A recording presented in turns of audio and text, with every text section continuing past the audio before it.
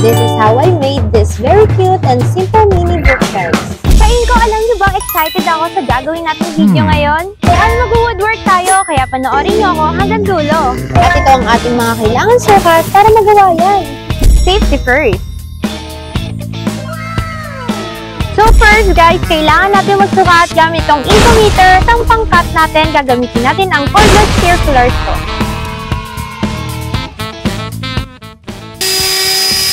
At kung gusto nyo ng less hassle sa pagpapakinis ng kinat yung wood, itong Inco cordless sander ang kailangan dyan. Ito na ang sagot para sa kinis goals mo pagdating sa mga wood projects mo. At ngayon gagamit tayo nitong wood glue para ipagdikit natin yung mga woods.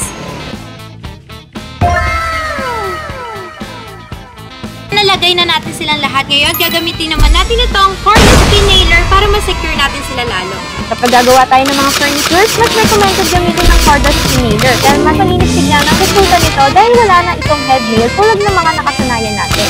Second to the last step, gagamitin natin itong cordless sander para naman mas smooth at mas flawless ang ating finish mini bookshelf.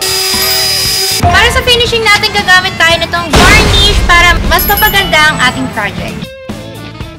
And that's it mga kain ko, meron na tayong cute mini bookshelf. Kaya mag-abang lang kayo sa mga susunod kong videos kasi mas marami pa ako ituturo para sa inyo.